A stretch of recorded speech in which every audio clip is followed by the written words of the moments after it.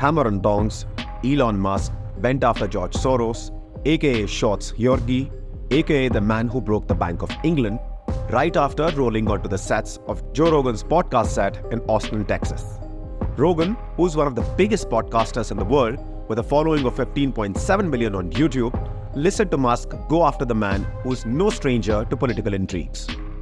Soros, who's a familiar name in India, is loved by those on the liberal side of the political spectrum. But it seems he's hated by Musk.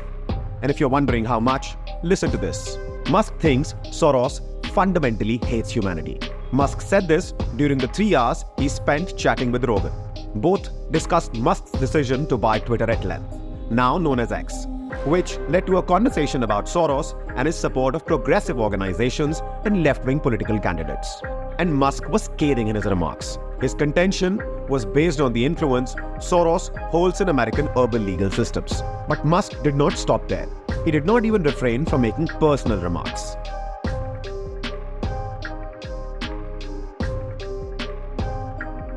At one point, he called George Soros senile.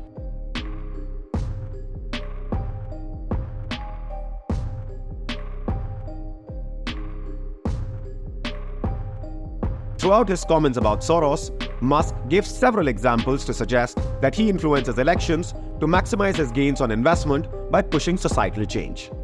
It is a charge which has been labeled against George Soros by several others. Just recently, Donald Trump released a new video on Truth Social and talked about how Soros funded political operatives who are trying to kick him off the presidential ballot in 2024.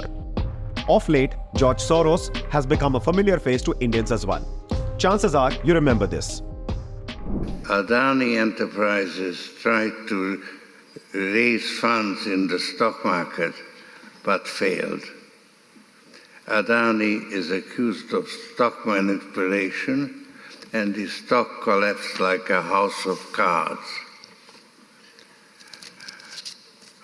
Modi is silent on the subject, but he will have to answer questions from foreign investors and in Parliament. Among other reasons, Indian conservatives and BJP ministers call Soros a Modi hater because of this. Mr. Soros is a old, rich, opinionated person sitting in New York who still thinks that his views should determine how the entire world works. Now, if I could only stop at old, rich and opinionated, I would put it away. But it's old, rich, opinionated and dangerous. Earlier this year, George Soros handed over the reins of his Open Society Foundation to his son Alex. Open Society Foundation, as you might know, calls itself a philanthropic organization. However, it has been accused of political interference by several countries.